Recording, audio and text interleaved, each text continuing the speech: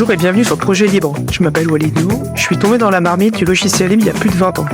Que vous soyez libriste confirmé ou néophyte, venez découvrir avec moi les portraits des femmes et des hommes qui font du logiciel libre. Communauté, modèle économique, contribution, vous dit tout. Bienvenue à toutes et à tous pour ce nouvel épisode de Projet Libre de la saison 4. C'est mon premier enregistrement sur la saison 4 et aujourd'hui je suis vraiment ravi parce qu'on va parler d'un des sujets que j'aime le plus. On va parler du fait divers et il faut que je vous raconte d'abord l'histoire de la rencontre avec Elena Rossini, notre invitée du jour. Tout ça commence pendant la préparation d'une conférence à laquelle je devais participer, et Elena aussi, pour faire des retours d'expérience sur la solution d'auto-hébergement Wainuhost. Et c'est Mathieu de Wainuhost qui me dit « Ah bah tu vas voir, juste après toi, il y a Elena, tu la connais pas, elle va passer, elle est super, je suis sûr que vous allez bien vous entendre. » Donc moi, je fais ma conférence, et juste après moi, il y a Elena qui passe. Et je suis resté bouche bée. Je me suis dit que c'était vraiment génial. Il y a 2 conférences géniales sur le fait divers que j'ai entendues cette année. Une par le fondateur de Ghost au FOSDEM et puis celle d'Elena. Donc, après, on a discuté 5 minutes avec Elena et je lui ai dit, il faut absolument que tu viennes en dire plus sur le podcast. Et donc, ça tombe bien parce qu'elle est avec moi aujourd'hui et ça tombe très bien aussi. Si vous voulez en savoir plus sur son parcours de réalisatrice, etc., très récemment, l'April, dans l'émission Libre à vous, a publié une interview de Elena, interview que j'ai écoutée ce matin, donc qui était très bien. C'est l'épisode numéro 256. Donc voilà, si vous voulez en savoir plus sur des choses qu'on va pas aborder, je vous invite fortement à aller l'écouter. Voilà. Donc on va parler de faits divers, on va parler d'auto-hébergement, de self-hosting, et c'est vraiment super parce que c'est des sujets qui me passionnent. Donc Elena, merci beaucoup d'avoir accepté l'invitation et bienvenue sur le podcast Projet Libre. Merci beaucoup Walid, je suis ravie d'être ici, donc merci pour l'invitation.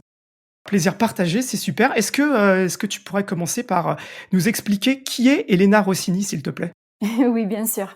Je suis une réalisatrice et photographe italienne. J'ai découvert le fait divers il y a 3 ans. Et depuis, en fait, je suis tellement enthousiaste que j'ai commencé un blog sur le fait divers en juin 2024 pour essayer de expliquer qu'est-ce qu'est le fait divers et pour essayer de faire venir plus de gens sur le fait divers. Voilà. Donc, c'est un peu devenu maintenant mon activité principale de communiquer sur le fait divers. C'est quelque chose que je trouve super parce que moi, le fait divers, c'est quelque chose que je traite dans mon travail, mais plutôt en interviewant jusqu'à présent des gens qui fabriquent les outils, qui programment les outils qui sont connectés au fait divers. Et donc, on a eu une approche plutôt technique et plutôt, voilà, les outils, qu'est-ce qu'ils apportent dans le fait divers. Et là, en fait, avec toi, on va inaugurer une nouvelle série où on va demander aux gens qui utilisent le fait divers pourquoi ils utilisent le fait divers. Avant de commencer, ce que j'aimerais, c'est qu'on explique ta vie d'avant que tu découvres le fait divers. Est-ce que tu peux nous expliquer un peu d'où tu viens et comment tu utilisais les réseaux sociaux pour qu'à voilà, après, on puisse comprendre pourquoi tu t'es mis à utiliser le fait divers, s'il te plaît? Oui. En fait, j'étais toujours, je ne sais pas comment dire ça en français, mais j'étais toujours early adopter. Donc, j'ai vraiment tout essayé côté réseaux sociaux. Donc, de MySpace à Flickr, Facebook, Twitter, Instagram. En fait, tout sauf Snap et TikTok. Mais pour tout le reste, j'ai vraiment tout essayé. Et en fait, j'étais vraiment enthousiaste de Twitter. Je l'appelle pas X parce que j'étais pas sur Twitter quand Elon Musk est devenu propriétaire, en fait. Donc, je parle de ma vie d'avant. J'ai utilisé Twitter pendant 14 ans et c'était mon outil principal de communication. Et c'était grâce à Twitter, en fait, que j'ai créé un public pour tous mes projets créatifs. Donc, que ça soit pour mes films documentaires, mais aussi pour des projets sur l'égalité dans le cinéma. J'avais pas beaucoup de followers, c'était assez modeste, disons à peu près 8000 sur mon compte principal. Mais c'était des gens très influents. Donc, c'était des gens très influents de mon milieu, du cinéma, des journalistes, des femmes et hommes politiques, même l'ancien premier ministre de mon pays.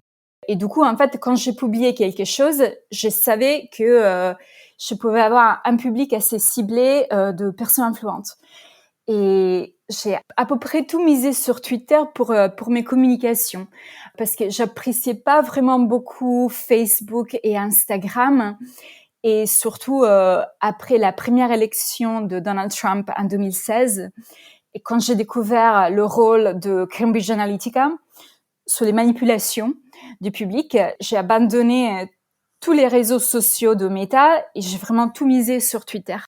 Et en fait, j'ai créé beaucoup de liens et d'amitiés aussi avec des activistes qui avaient les mêmes valeurs que moi et qui voulaient se battre sur les mêmes sujets. Et j'ai aussi créé des projets assez rigolos, en fait. Juste pour te donner un exemple, en fait, je me suis rendu compte que à l'époque que les GIFs devenaient en fait un instrument de communication de plus en plus important sur les réseaux sociaux, j'ai commencé à regarder en fait s'il y en avait des femmes réalisatrices. Parce que je suis réalisatrice, je sais qu'on n'est pas nombreuses. Et en fait, je suis tombée sur Giphy.com, qui est le site principal de diffusion de GIF. Et il y avait des images avec des hommes. Surtout, il y avait une GIF de David Lynch qui sortait en fait des culottes de sa bouche. Et j'ai trouvé ça hallucinant. Donc j'ai dit, OK, je vais me mettre à créer des GIFs des femmes réalisatrices. Et j'ai commencé à en faire tous les jours. Et au bout d'un mois, les gens de Giphy m'ont contacté, ils m'ont offert d'avoir mon propre channel sur Giphy, qui était officiel. Et du coup, grâce au public que j'avais dans Twitter et grâce à l'ampleur des retweets, etc., ça a eu un vrai succès. Donc, je l'ai créé à peu près 200 de GIFs de femmes réalisatrices et aussi de chefs opératrices, je pense, en français. Ça a eu vraiment beaucoup de succès et je donne vraiment beaucoup de crédit à Twitter pour tout ça. Et quand, malheureusement, Elon Musk est devenu le propriétaire, bah, mon monde sur Internet s'est vraiment effondré parce que il représente tout ce que je suis contre, en fait. Et donc, j'ai décidé, en fait, le jour qu'il est devenu propriétaire, le 28 octobre 2022, j'ai créé mon compte Mastodon. Sur tous tes projets, artistiques et cetera, j'invite vraiment les gens à aller écouter l'épisode de Libre à vous où tu en parles un peu plus. Donc là, tu avais tout misé sur Twitter. Moi, je l'utilisais aussi à l'époque et je me rappelle qu'il y a bien longtemps, c'était agréable. Il y avait plein d'experts. Vraiment, je trouvais énormément d'informations sur Twitter. C'était vraiment, vraiment super. Surtout quand j'utilisais une interface, TweetDeck qui me permettait vraiment de chercher, enfin, d'avoir des colonnes par personne que je suivais et tout. C'était vraiment bien, ce que je fais maintenant sur Mastodon. Et donc là, tu, décides d'aller sur Mastodon, mais déjà, à quel moment tu avais entendu parler de Mastodon? Est-ce que tu en as entendu parler avant? Non. Je suis allée regarder sur mon compte, en fait, les screenshots de octobre 2022, juste pour voir un petit peu qu'est-ce que j'ai fait au tout début quand j'étais sur Mastodon. Et en fait, j'ai découvert que le premier compte que j'ai suivi sur Mastodon, c'était de Andy Piper, qui, à l'époque, travaillait pour Twitter et qui, comme beaucoup de personnes, en fait, qui étaient embauchées par Twitter, il était viré dans la première vague de Elon Musk et il s'est mis, en fait, à communiquer sur Mastodon. Et je me souviens qu'il parlait d'une instance qui était créée par les anciens employés de Twitter, Macao.social. Donc, j'étais curieuse, je suis allée voir et en fait, ouais, c'est le jour qu'Elon Musk est devenu propriétaire que j'ai créé mon compte parce que j'avais entendu Andy parler de ça, de cette migration vers Mastodon. Je t'ai pas demandé quel est ton rapport avec le numérique? Est-ce que tu as toujours bien aimé, l'informatique? Est-ce que l'informatique, c'était juste un outil? Alors, mon père, il travaillait dans l'informatique. Donc, en fait, il rentrait à la maison le soir. Je me souviens que quand j'étais petite, il ramenait les ordinateurs. On avait les premiers ordinateurs portables qui étaient pratiquement des valises ultra lourds.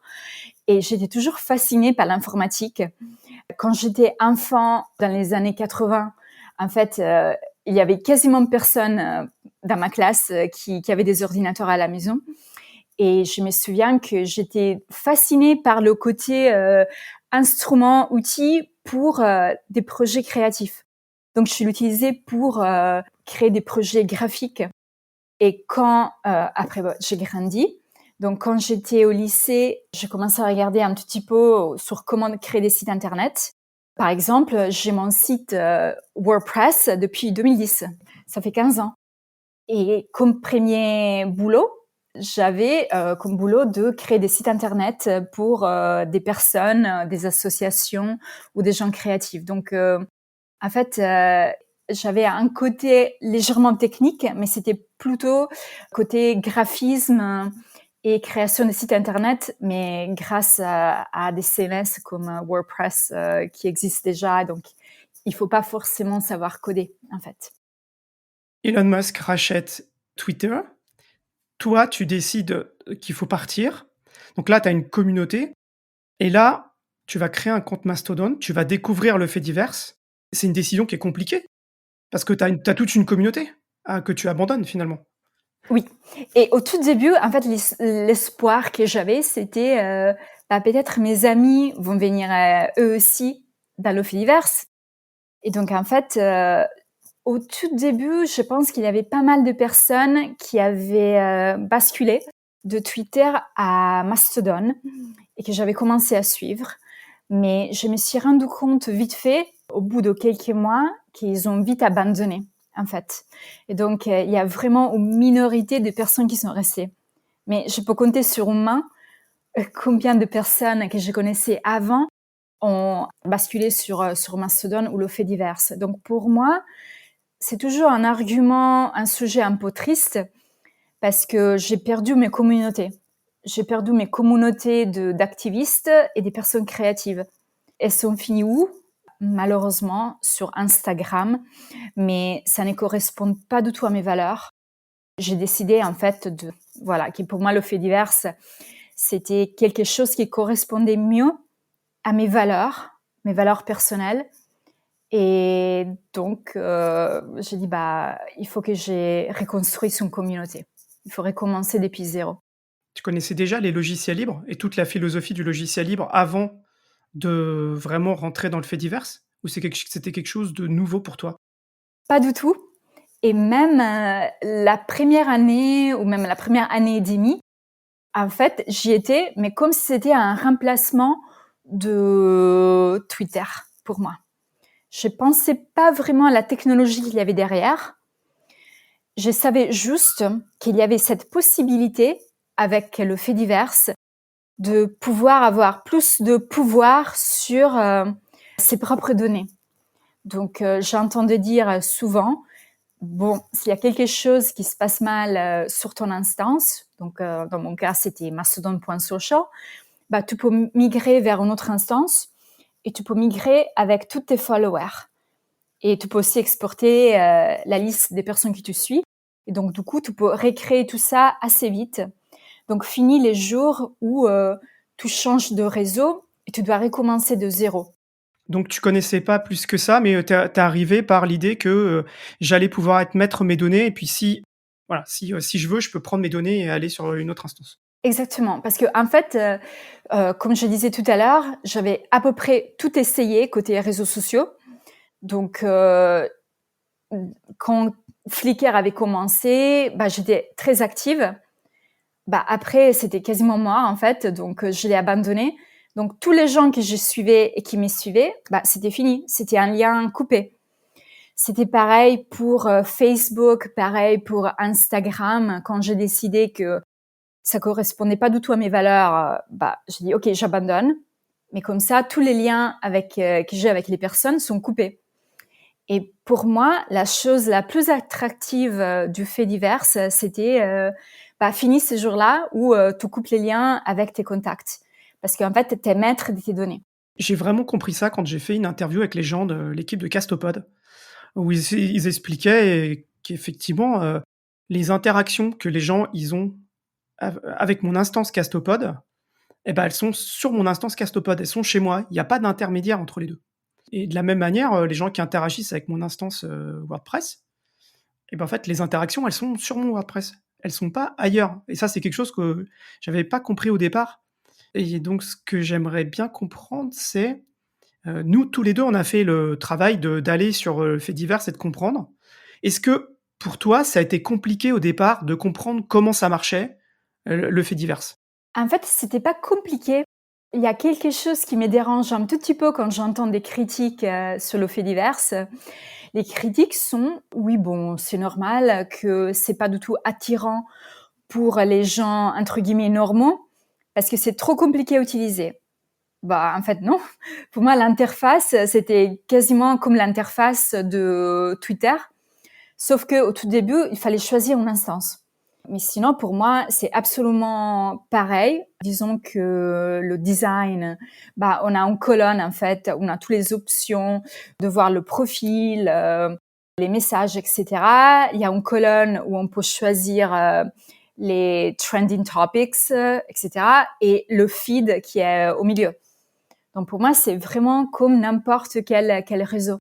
Et en plus, maintenant, avec toutes les expérimentations que j'ai fait sur le fait divers, j'ai même trouvé, je ne sais pas comment dire ça en français, mais des web clients qui Des clients? qui sont très très très très similaires à ceux qu'on connaît déjà, comme celui de Twitter. Par exemple, elk.zone, c'est exactement comme Twitter. C'est super bien fait, très facile à utiliser. Donc pour moi, c'était pas un obstacle technique ou même de design au début. Pour moi, la première année que j'étais dans le fait divers, c'était plutôt un obstacle de public ou de personnes parce que j'avais pas mes amis. Donc il fallait reconstruire tout un réseau depuis le début. Et en fait, j'étais aussi habituée après 15 ans dans les réseaux sociaux des GAFAM, j'étais habituée à m'attendre à un certain type de comportement, en fait. Et du coup, j'étais un peu perdue, je pense. Tu peux donner un exemple? À quoi tu t'attends, comme comportement? Peut-être comportement, c'est pas le bon mot, mais peut-être par exemple, les chiffres sont mis très en avance maintenant sur tous les réseaux sociaux des GAFAM. Donc, de voir combien de j'aime ou de partage un message peut avoir. Et donc, en fait, je pense que maintenant, on est habitué à, quand on voit un feed, de jeter un œil tout de suite sur les chiffres pour se dire, OK, est-ce que c'est intéressant? Est-ce que je vais lire ce message? Bah, les algorithmes maintenant sont absolument partout dans tous les réseaux sociaux des GAFAM. Donc, on est habitué à avoir des messages qui provoquent peut-être un choc, qui font en sorte de vous laisser scotcher au feed. Quand, en fait, sur le fait divers, tout est chronologique. T'as que les messages des personnes que tu suis. Donc, c'est un peu comme... Moi, j'avais fait une comparaison, je ne sais pas si c'est approprié ou pas, mais pour moi, le fait divers, c'est un tout petit peu comme de la nourriture fait maison, achetée dans un magasin bio. Et en fait, les GAFAM, c'est plutôt du McDo qui t'attire en fait, donc où tu as de la malbouffe avec plein de sucre et de sel qui t'attire à manger toujours de plus en plus. Et dans le fait divers, bah peut-être c'est des brocolis, mais en fait c'est bon pour la santé. Donc voilà, c'est un peu ça. Et donc l'audience que tu as fait sur, Mastodon, c'est quel type de personne finalement? Qui a commencé à écouter, ce que tu postais et à te lire et à discuter avec toi? En fait, j'ai créé un blog intitulé The Future is Federated, donc le futur est fédéré, en juin 2024. Et l'audience, j'espérais que ça soit des personnes qui sont pas trop habituées aux faits divers pour essayer de les attirer. Mais en fait, c'était plutôt des habitués, mais qui étaient très enthousiastes de voir quelqu'un qui fait pas partie du milieu, donc quelqu'un qui est pas un développeur, qui parle d'une façon très enthousiaste des logiciels de faits divers. Et du coup, je pense que c'était plutôt une audience masculine, on peut dire ça, des développeurs, des gens très techniques qui travaillent dans l'informatique ou qui sont même eux les créateurs d'outils du fait divers. Et la chose qui est extraordinaire pour moi, c'est que en fait, au bout de 2 ou 3 mois que j'ai publié des articles, j'ai commencé à avoir des retours des personnes dans le fait divers qui me disaient, bah, Elena, bah, en fait, toi aussi, tu pourrais t'auto-héberger, mais pourquoi pas? Essaie de regarder cet outil-là, etc. Et j'ai pensé que c'était quelque chose tellement inatteignable pour quelqu'un qui n'a pas un background comme ça. Et je pensais, oui, mais non, c'est impossible. Et ça, c'était en octobre 2024. Donc, en fait, les devs qui me suivaient, qui me disaient, bah, lance-toi, vas-y, tu peux le faire. Et après, début novembre 2024, Donald Trump a été réélu président des États-Unis, cette fois-ci aidé par tous les géants des GAFAM, ouvertement aidé, soutenu, etc. Et donc là, pour moi, c'était un moment de choc où j'ai dit, bah, en fait, ouais, je dois absolument comprendre comment m'auto-héberger pour une question de souveraineté digitale, pour une question d'indépendance, mais aussi parce que les 4 années à venir vont être un cauchemar. Donc, j'ai besoin d'une distraction, j'ai besoin d'un challenge. Je dois dire que je fais partie de cette, audience qui trouve super que toi, qui n'es pas développeuse, parles du fait divers. Il y a un biais. C'est-à-dire que si moi je parle du fait divers et que je dis que c'est pas dur, comme je viens de la technique, les gens ils vont pas croire le fait que c'est pas très dur. Ils vont dire: «Bah ouais, mais toi tu es informaticien. Tu es un homme informaticien», enfin genre, j'ai le profil quoi, tu vois? C'est pas facile, de convaincre, mais même mes collègues, de leur dire: «Bah non, c'est pas très dur en fait». Alors que toi qui n'es pas, de notre milieu informatique, qui a bien connu tous les autres réseaux et tout, tu arrives à trouver plus facilement peut-être des mots pour, présenter, ce que nous on essaye de dire, mais on le dit soit de manière trop technique, soit, bah, peut-être les gens ils nous croient pas, complètement, tu vois? Je pense que c'est très intéressant pour nous justement d'avoir des gens comme toi et j'inviterai d'autres gens derrière qui utilisent aussi le fait divers, et de leur poser la même question aussi parce que c'est important qu'on ait des gens qui ne soient pas de notre milieu et qui puissent expliquer pourquoi eux ils utilisent le fait divers et qu'est-ce qu'ils y trouvent. Et en fait, quelque chose de très intéressant à ce sujet, c'est que je me souviens qu'à peu près tous les jours, j'avais des messages de retour des personnes à nos faits divers qui me disaient, bah vas-y, mais c'est facile, tu peux le faire, mais avec des recommandations tellement techniques qu'en fait, ça avait l'effet inverse. C'était, bah non, mais il explique ça, mais ça a l'air mais trop compliqué, c'est pas possible.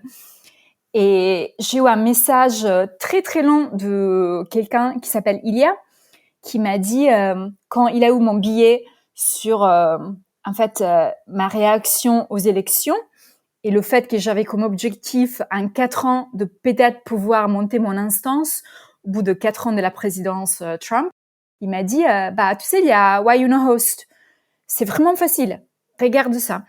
Et en fait c'était début novembre et Walid, j'ai passé un mois à regarder la page initiale de Why You Know Host. Je me disais, mais c'est quoi un VPS en fait Est-ce que je peux le faire avec mon Raspberry Pi? Mais non, mais je sais même pas d'où commencer, etc. Et après, on arrive en décembre avec, en fait, dans les news, des annonces qui disaient que même Tim Cook allait donner $1 million à la cérémonie d'investiture de Trump. Là, j'ai dit non, ok, plus d'excuses. Donc, j'ai acheté un abonnement à un VPS pour 5 € par mois. J'ai commencé à regarder sur Internet. Malheureusement, je pense que j'ai regardé au début sur YouTube des tutoriaux sur en fait comment installer Why-You-Know-Host. Parce que même si leur guide sur leur site est très simple, j'étais intimidée. Et je suis tombée sur une vidéo de quelqu'un, c'était une vidéo en français, qui disait c'est tellement facile que même un enfant pourrait le faire. Il a répété ça plusieurs fois. Et alors j'ai pensé, bah s'il dit même un enfant, bah je vais essayer. Donc j'ai mis ma montre à côté, j'ai lancé pour voir combien de temps ça prenait et j'ai installé sur le VPS Why You Know Host en 5 minutes.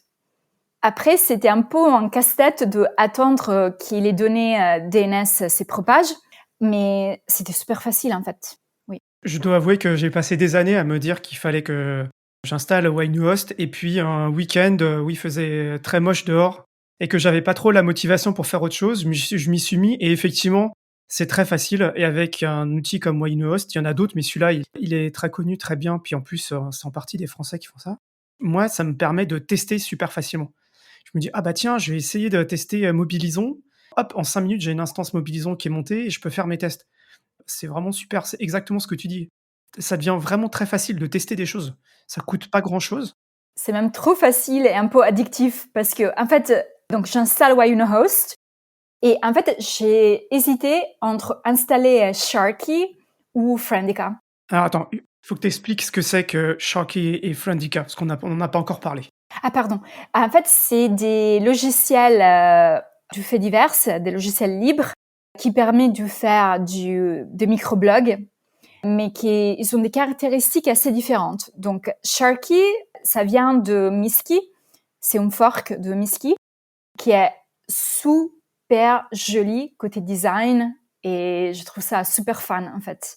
Pour moi, Sharky, c'est le logiciel du fait divers qui a le meilleur design. Qu'est-ce que tu peux faire avec Sharky?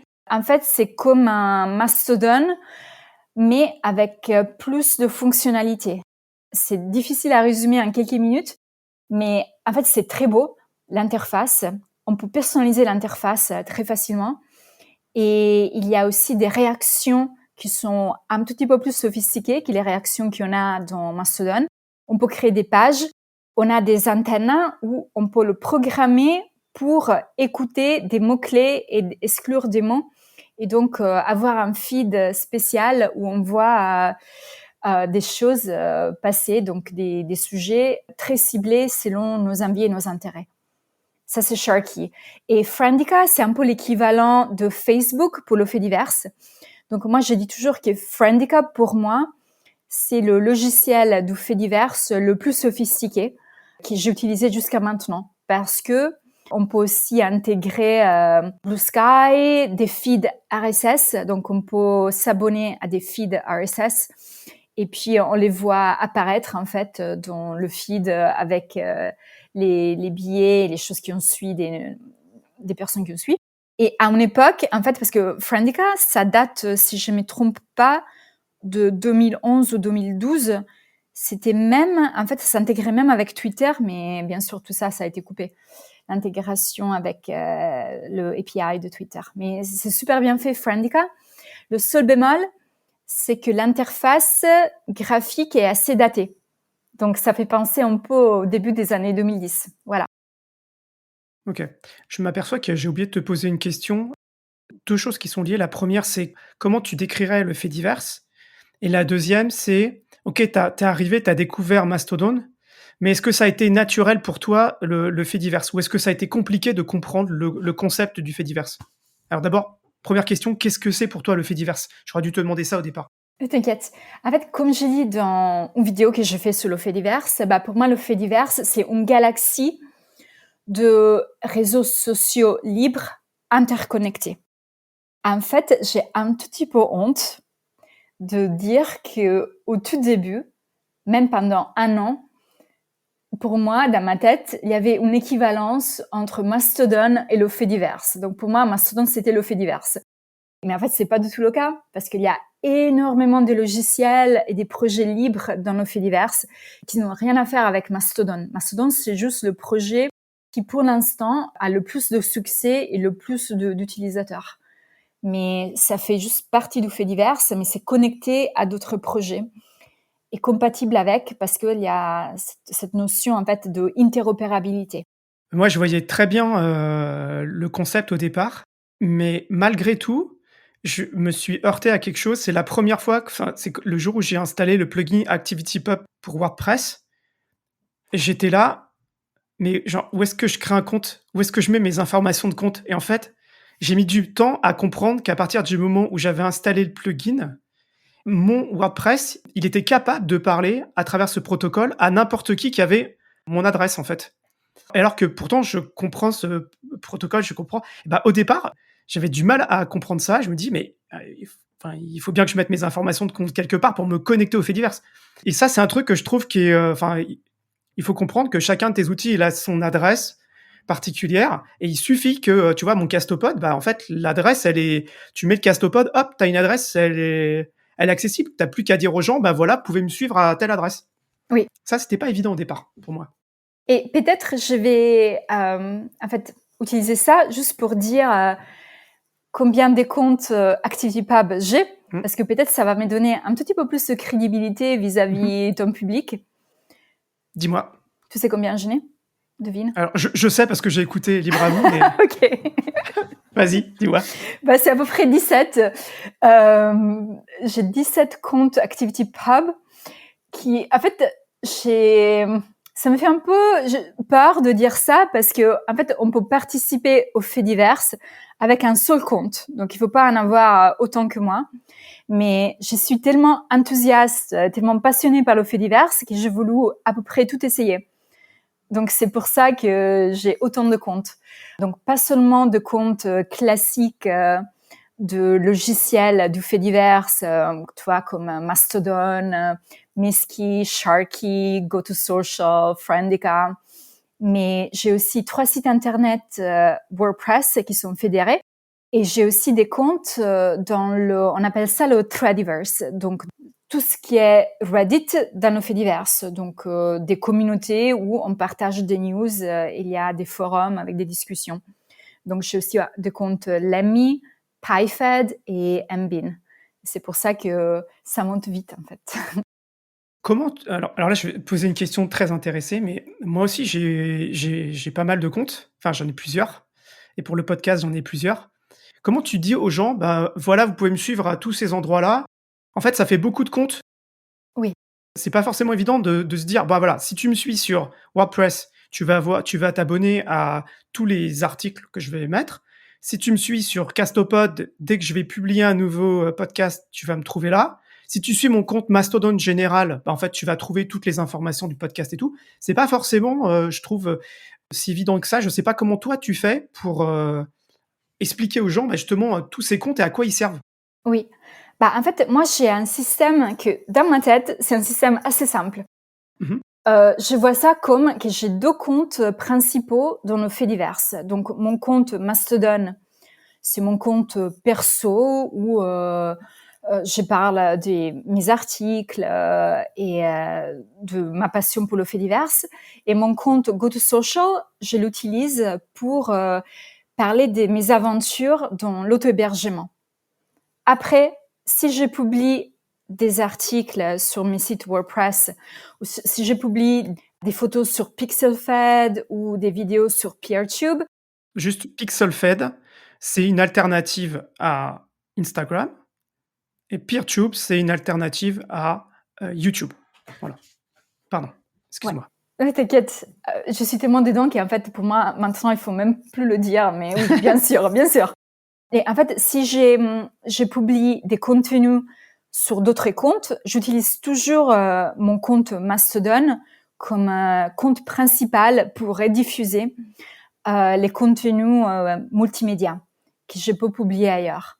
Et pour moi, mon objectif, c'est pas de accumuler des followers comme ça. En fait, je m'en fiche. C'est vraiment de créer des connexions, des vraies connexions humaines, des amitiés. Donc, j'ai pas un compte PeerTube pour avoir des followers sur PeerTube. C'est juste, c'est un endroit où je mets mes vidéos. PixelFed, c'est un endroit où je mets mes photos et ça me donne l'impression d'avoir la maîtrise de mes données. Après, si j'ai 3 followers ou 300, pour moi, ça fait pas vraiment la différence. Ok. Donc tous les activistes, toutes les personnes avec qui tu discutais avant sur Twitter, est-ce que tu arrives à leur partager tes aventures? Ou alors est-ce que finalement, c'est fini, ils sont sur les réseaux des GAFAM, toi, tu as une nouvelle audience et en fait, vous communiquez plus, quoi? Comment ça se passe? Très peu, en fait. Mmh. Et c'est intéressant que tu le demandes parce que j'avais évoqué ça dans ma présentation à Lyon, où Mmh. on s'était rencontrés. Mmh. Et 10 minutes après la fin de ma présentation, donc on est sortis et je faisais la queue pour aller m'acheter un sandwich. Après avoir dit ah oui, j'ai perdu tous les activistes, toutes les personnes avec qui j'étais sur Twitter. Et j'entends une personne derrière moi parler du compte des 100 pages. Et c'était Natacha, en fait, des 100 pages, qui était un compte que je suivais à l'époque sur Twitter et qui a comme objectif de parler des femmes qui sont un peu invisibles sur Wikipédia, en fait. Et donc, je l'ai reconnue tout de suite. J'ai dit « Ah, mais je suis Elena, c'est formidable de te rencontrer ici. » Et du coup, voilà, au moins, dans ce cas-là, c'est quelqu'un que j'ai retrouvé dans la vraie vie, comme ça. Mais sinon, la plupart des activistes, malheureusement, sont toujours sur les réseaux des GAFAM. Et c'est un vrai travail, en fait, de faire comprendre que c'est peut-être mieux, côté valeurs, etc., de bouger sur le fait divers. Donc ça, c'est mon prochain gros projet, en fait. Ouais, bah, voilà, c'était la prochaine partie à laquelle je voulais qu'on parle, c'était la promotion du fait divers. Parce que je te suivais sur Mastodon et je voyais là qu'il y a quelques jours, tu étais à Berlin pour une grande conférence sur le fait divers. Donc, ce que je trouve très intéressant, c'est que finalement, d'un côté, tu peux parler directement aux développeurs de ces outils. Ce qui, je pense, c'est quand même assez différent de. Enfin, tu pouvais pas forcément parler aux développeurs de Twitter avant de la même manière et discuter avec eux pareil, quoi. Donc, d'un côté, tu peux parler à des gens très techniques et qui font les outils et qui vont, je suppose, t'écouter parce qu'aussi, t'apportes quelque chose que eux ils peuvent pas faire, qui est ce côté de promotion, quoi. Et puis, d'un autre côté, tu veux certainement parler aux gens qui sont pas sur le fait divers. Enfin, est-ce que tu peux m'en dire un peu plus justement sur comment tu fais la promotion et aussi comment tu t'es intégré à ce milieu de gens qui développent ces outils, quoi. En fait, c'est super intéressant comme question parce que c'était même le sujet de ma présentation à la conférence. Donc, la conférence, c'était Berlin Fadi Day. Et j'étais la première personne à présenter samedi. Et j'ai parlé de la différence entre les réseaux sociaux des GAFAM et le fait divers dans deux aspects. Donc, l'aspect de choix, mais aussi, et encore une fois, je ne sais pas comment dire ça en français, moi je disais agency, peut-être le pouvoir d'agir, un pouvoir d'action. Et en fait, je disais que si on parle avec quelqu'un, quelqu'un qui pense qu'il peut avoir de l'influence sur le futur de TikTok, Facebook ou Instagram, c'est un mégalo. Parce que c'est impossible pour une personne commune d'avoir une influence sur les réseaux sociaux des GAFAM. Mais dans le fait divers, c'est tellement à taille humaine, c'est créé par les gens, pour les gens, que en fait, la chose que je trouve extraordinaire, c'est qu'on peut tous faire quelque chose pour contribuer à la santé et au succès du fait divers. Et là, tu parlais du plugin ActivityPub. J'ai beaucoup discuté justement avec Mathias Pfefferle, qui était là, qui est adorable. Et à chaque fois que j'ai un souci avec le plugin, il suffit de lui envoyer un message sur Mastodon, il te répond tout de suite. C'est vraiment une personne adorable. Et j'ai rencontré pratiquement tous les développeurs des logiciels de faits divers parce que c'est à taille humaine et c'est tous des personnes qui ont envie d'avoir un meilleur Internet, un meilleur espace online. Et à l'inverse, sur les GAFAM, en fait, pour moi, ils ont juste envie de s'enrichir. Donc, ça n'a rien à voir. C'est des objectifs complètement différents. Je fais une micro-aparté pour les auditrices et les auditeurs. Si vous voulez en savoir plus, en partie sur comment ces outils ils sont financés, je vous invite à aller écouter l'épisode sur la fondation AnelNet. Je pense que c'est très intéressant parce que vous allez peut-être comprendre qui finance en partie, bien sûr pas totalement, mais en partie ces projets-là et pourquoi. Voilà, je ferme la parenthèse, j'en dis pas plus, mais vraiment, ça vaut vraiment la peine d'aller écouter ça. Ok, donc là c'est super parce que tu peux, en fait, finalement, toi, tu arrives et en fait, tu peux rencontrer les développeurs, discuter avec eux, leur poser des questions, peut-être même leur parler de l'interface. Enfin bref, c'est bien. D'ailleurs, je me dis que l'année prochaine, il faut vraiment que je vienne. Et du côté des utilisateurs, en fait, Oui. qu'est-ce que tu peux faire, toi, pour en fait arriver à faire la promotion du fait divers pour des gens qui connaissent pas? En fait, pour moi, mon objectif, c'était d'être un espèce de pont, créer un pont entre les utilisateurs et les gens très techniques qui sont déjà dans nos faits divers. Et donc, de faire ça avec des articles sur mon blog. Mais en fait, au bout d'un moment, j'ai vu que les articles, ça suffisait pas. Et du coup, en juin, j'ai sorti une vidéo de 4 minutes qui essaie d'expliquer qu'est-ce qu'est le fait divers. Parce que je pensais que c'est beaucoup plus immédiat, une vidéo. pour les personnes qui ne sont pas encore dans nos faits divers. Parce que c'est aussi important d'intriguer un tout petit peu le public et de leur dire ça vaut la peine de jeter un œil. Donc, essayez. Et donc, vu que je suis réalisatrice et photographe, j'ai toujours pensé qu'est-ce que je pourrais faire personnellement pour aider le fait divers. Vu que dans le fait divers, il y a beaucoup de gens très techniques qui font des trucs absolument géniaux, mais vraiment super. Mais peut-être il n'y a pas encore un côté... il n'y a pas du tout de marketing déjà. Et il n'y a pas trop d'accent sur le design ou sur les vidéos. Et donc, je dis, j'ai ce background-là, donc peut-être je peux essayer d'aider. Et par exemple, un autre exemple que j'ai aussi évoqué dans ma présentation à Berlin, c'était que j'avais découvert un article de Forbes en janvier qui parlait du fait divers. Petit problème, l'article était illustré par une photo où on voyait une main qui tenait un smartphone avec les icônes de TikTok, X, Facebook, Instagram, pour quelque chose qui était sur le fait divers. Donc je me dis, mais c'est pas possible. Et vu que je suis photographe, j'avais mon appareil photo pro juste à côté. Je l'ai mis sur un trépied.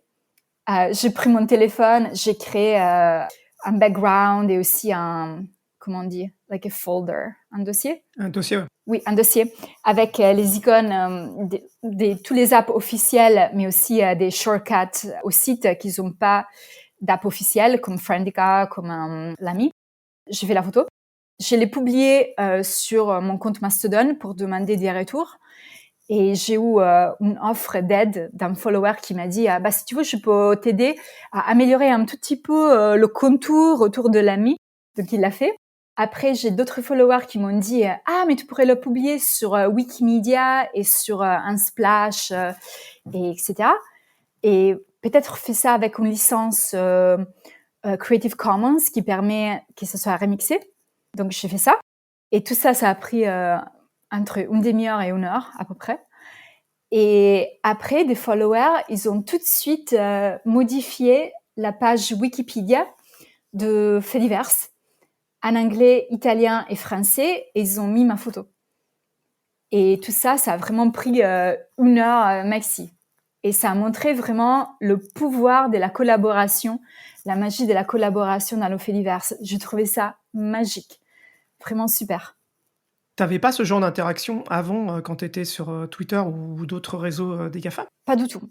C'est-à-dire que, en fait, oui, peut-être on pouvait avoir de la collaboration, mais je sais pas si je vais dire quelque chose d'un peu controversé, mais pour moi, la différence principale de comportement dans les réseaux sociaux des GAFAM et dans le fait divers, c'est que dans le fait divers, je vois vraiment une communauté qui a comme objectif de s'entraider.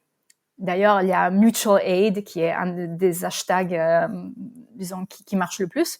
Et je trouve, en fait, sur les GAFAM, c'est beaucoup plus individualiste. Dans le sens, regardez-moi, donnez-moi de l'attention, voilà. Et je préfère, pour mes valeurs perso, je préfère le fait divers, en fait. Je trouve qu'en fait, même comment les réseaux sociaux des GAFAM sont faits, c'est quelque chose qui privilège un peu un côté narcissique. Et dans le fait divers, pas du tout. Dans le fait divers, je trouve que c'est la communauté. J'adore le fait que maintenant, en fait, j'ai l'habitude, quand je publie une photo, de mettre le alt text, de faire une description pour les personnes, comment on dit ça en français? Déficient visuel. Exactement, déficient visuel, ouais. Et qui maintenant, c'est devenu une habitude. J'ai même, une notice dans mon app que j'utilise, Ivory, que je suis en train de publier une photo à l'arrache que j'ai oubliée, non, il faut la mettre. Comme je fais à Berlin. En fait, j'étais en train de publier une photo faite vite fait comme ça. J'ai dit, non, j'étais en train d'oublier de mettre alt texte. Et je trouve ça génial. Donc, le focus sur la communauté et de créer un monde meilleur contre plutôt, regardez-moi. Je veux avoir du succès, je veux avoir des likes, je veux avoir des followers. Pour moi, c'est un peu ça, l'esprit sur les GAFAM. Moi, je dois avouer que la vidéo de 4 minutes que tu as fait et aussi la conférence que tu as donnée à Lyon, je les ai montrées à pas mal de gens autour de moi parce que justement, c'était, déjà les formats ils sont courts. 4 minutes, c'est un format court, donc tu peux passer 4 minutes à regarder une vidéo Et la conférence de Lyon, elle est un peu plus longue, mais t'expliques bien tous les enjeux et tout. Donc en fait, je disais aux gens, bah, genre, si tu veux en savoir plus, regarde ces vidéos. Genre, j'ai pas besoin de t'en dire plus, ça sera mieux expliqué. Enfin, Elena, elle explique mieux que moi ça, donc regarde ça, et puis après, si tu veux, on en parle, quoi. Mais malgré tout, ça reste quand même compliqué d'avoir les gens qui se créent un compte ou qui vont effectivement rester sur le fait divers, essayer de comprendre le truc, etc. La première chose qu'on me dit, c'est il y a combien de personnes sur le fait divers. Ok, il n'y a pas grand monde, bah je viens pas, quoi. Bah, non, mais tu vas pas trouver les mêmes choses en fait. Moi, ce que j'aime bien, c'est tu peux flâner, tu peux découvrir des choses que tu vois pas, te retrouver sur une instance de PeerTube et puis regarder une vidéo que tu avais pas du tout prévu de regarder. Enfin bref, voilà. On en parle dans l'épisode avec les gens de PeerTube, justement sur ce côté-là de bah, je peux découvrir des choses nouvelles qu'aucun algorithme m'a poussé, quoi. Juste, je suis tombé dessus, j'ai regardé, ça m'a intéressé, voilà, quoi. Alors, la chose que j'apprécie dans le fait divers, c'est que j'apprends vraiment des nouvelles choses, pratiquement tous les jours. Il y a aussi un niveau de conversation qui est beaucoup plus sophistiqué, beaucoup plus mûr que dans les réseaux sociaux des GAFAM. Si je pense à quand j'étais sur Instagram, le commentaire type, c'est « Ah, top, trop bien !» avec un emoji. Et dans nos faits divers, tu peux avoir des longues explications ou des messages vraiment bien pensés, bien réfléchis. On trouve pas du tout la même chose, on trouve pas du tout les mêmes gens, enfin, il y a plein de communautés, là, qui se retrouvent dessus, en fonction de l'instance sur laquelle tu es. Et en fait, Walid, pardon, Oui, mais je veux retourner sur un point tout à l'heure, parce que là, je culpabilise d'avoir comparé le fait divers au brocoli, parce que voilà, ça fait pas très fan. Donc, je dirais plutôt, en fait, un plat très sain fait maison. Et pour moi, les GAFAM, c'est plutôt quelque chose, comment dire, encore une fois, la malbouffe avec plein de sucre, plein de sel, qui donne envie de manger de plus en plus. Voilà. Mais non, c'est pas tout de brocoli, hein. C'est beaucoup plus intéressant qu'un plat de brocoli. moi je l'explique d'une manière, totalement différente. Je dis aux gens: «Imagine, tu rentres dans un hall et autour de toi, il y a des stands et tu passes les premiers stands et les premiers stands pour parler aux gens, il faut que tu aies une application parce que tu comprends pas leur langage. Donc bah, si tu passes devant, X, et bah, il te faut l'application X pour parler.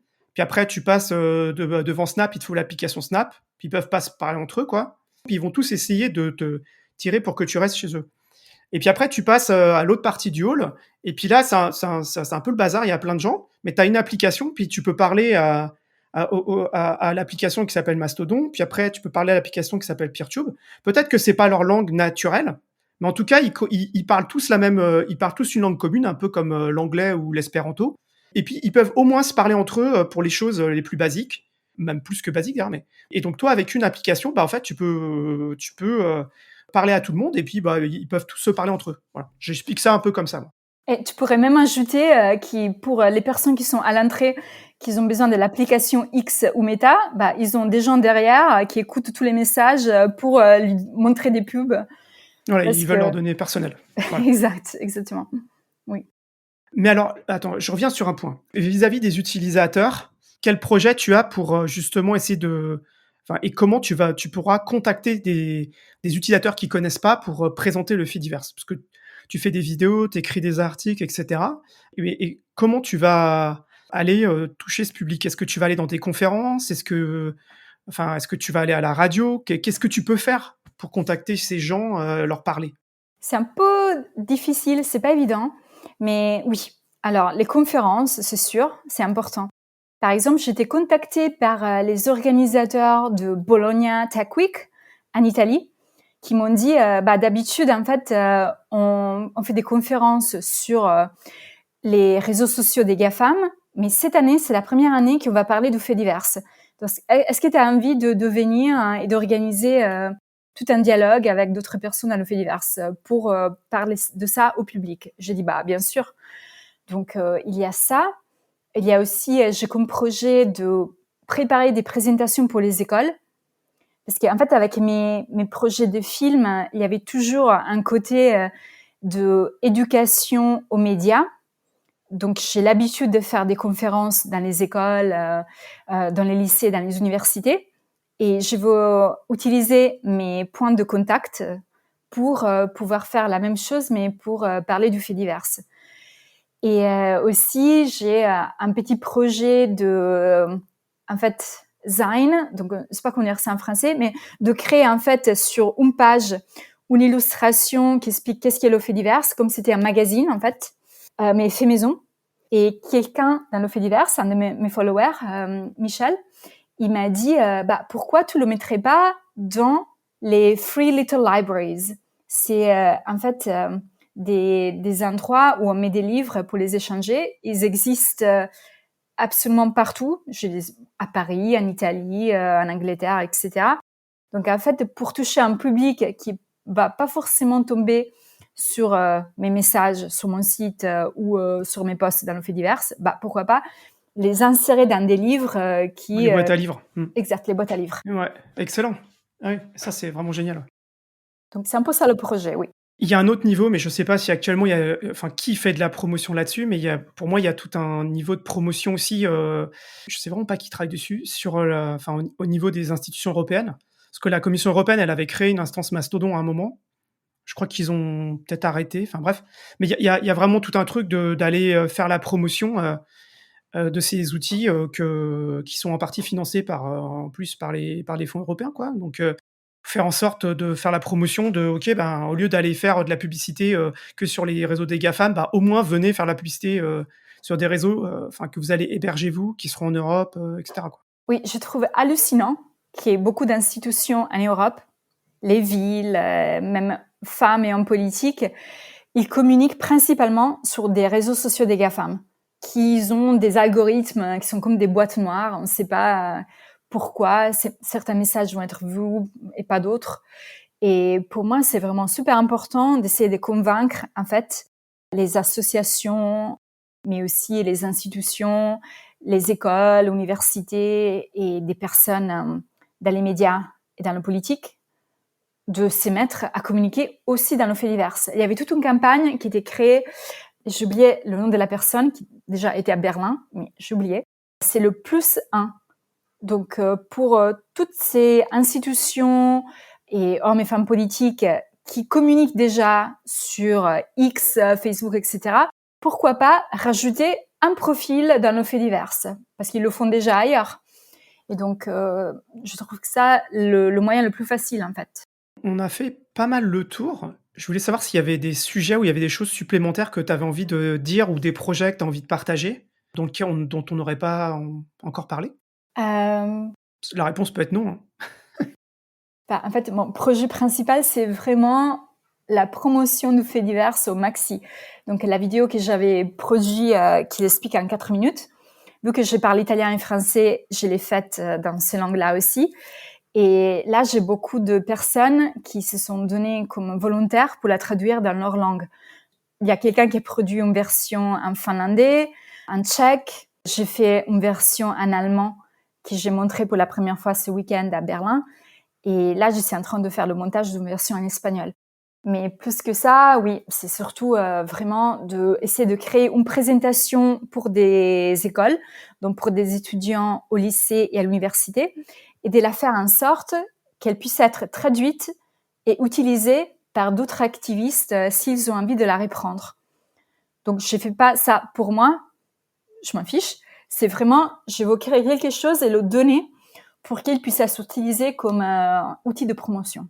Enfin, en vidéo, par exemple, ce serait plutôt quelque chose de type animation, bande dessinée, ou ça serait, tu sais un peu déjà comment tu veux faire ça? Parce que je sais que par exemple, les messages en bande dessinée, par exemple, ça passe super bien. Oui.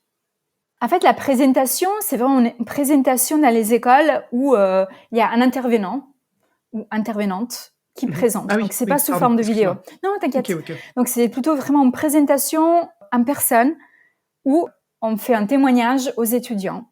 Donc, moi, je le ferai ici à Paris ou en Italie. Mais je donnerai ça comme outil à quelqu'un d'autre pour le reprendre et le faire dans leur propre pays, en fait. Parce que je trouve ça beaucoup plus influent quand les étudiants voient la personne arriver dans leur classe qui lui explique les choses, plutôt que regarder une vidéo. Et le fait divers, pour moi, c'est quelque chose à taille humaine. Et je pense que c'est très convaincant, en fait, quand on voit quelqu'un qui fait un témoignage face à face avec les étudiants. Donc, c'est un peu ça l'idée, en fait. Une présentation qui, avec des slides qui se déroulent en vrai, en personne, dans des écoles. Oui. OK. Là, tu as commencé à en parler, mais de quelle manière, en faisant la promotion du fait divers, tu peux gagner ta vie? C'est, les interventions des écoles, c'est enfin, comment est-ce que tu peux, développer un modèle économique qui te permet de vivre de ça? Parce qu'autant être réalisatrice, je comprends bien.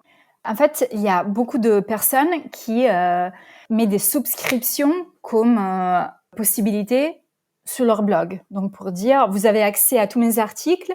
Si vous payez un petit peu plus, vous avez aussi accès à des articles juste pour vous. Ou peut-être à la version audio, un Mmh. podcast. Mmh. Mais en fait, Walid, j'ai eu une idée. En fait, après avoir fait le podcast d'avril, en fait, ça m'a donné des idées sur comment on peut essayer de trouver des financements pour le fait divers, parce que c'est la chose qui manque. Quand je pense à tout l'argent que les boîtes, mais aussi les organisations et les institutions payent à Microsoft pour les licences, s'ils passaient tous au libre, avec tout l'argent qu'ils épargnent, bah, ils pourraient donner à des fonds pour financer les instances. Il n'y a pas de fonds central pour le fait divers, Mmh. mais ça peut être une façon en fait pour financer les instances ou même les projets. Ouais, tout à fait, ouais, bien sûr. Toi, par exemple, tu as essayé de enfin, je sais pas, tu as testé Ghost? Oui, en fait, mon blog, il est sur Ghost, Ah, d'accord, tu es sur mais je Ghost. ne suis pas encore passée à la nouvelle version, la version 6, parce que, en fait, pour intégrer ActivityPub, la fédération, il faut passer à Docker. Et Docker, c'est quelque chose que je ne connais pas. Et donc, je suis en train d'apprendre Docker pour pouvoir bouger sur la nouvelle version. Mais j'adore Ghost. Je le trouve génial, vraiment exceptionnel. C'est surtout quelque chose de très élégant pour moi, qui permet de publier des articles, mais d'avoir aussi une newsletter intégrée, chose que j'ai pas sur WordPress. Et donc, je veux rester sur Ghost, mais il me faut encore quelques mois d'apprentissage de Docker pour pouvoir le faire. Ouais. Je voudrais te laisser un mot de la fin. Je voudrais si tu veux faire passer un message, pour les auditrices et les auditeurs du podcast Projet Libre, voilà, ton mot de la fin, qu'est-ce que tu voudrais dire avant qu'on se quitte, Elena? Ok. C'est de ne pas penser que le fait divers c'est trop compliqué ou qui est trop technique, mais d'essayer, de s'élancer, créer un compte et de ne pas se décourager si au début ça ne ressemble pas du tout aux réseaux sociaux des GAFAM. En fait, il y a les experts qui disent que pour une habitude, pour être intégrée, il faut au moins 21 jours. Donc, investissez 21 jours. Si vous créez un compte, vous pouvez me mentionner. Donc, je suis @_, je sais pas comment c'est en français, Elena @mastodon.social.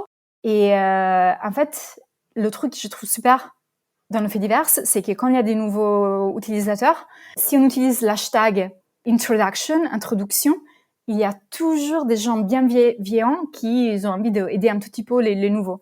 Donc, je dirais, essayez ça, parce que c'est un autre monde, c'est beaucoup plus sain, et ça correspond à des valeurs vraiment humaines, et ça permet de faire partie d'une communauté et de se libérer de la tyrannie des GAFAM.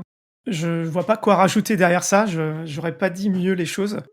Personnellement, c'est un des grands apprentissages du podcast, c'est quand j'ai commencé à découvrir les faits divers, j'ai eu l'impression de retourner, à l'époque du web 1, quand il y avait tout à découvrir, il y avait tout à faire.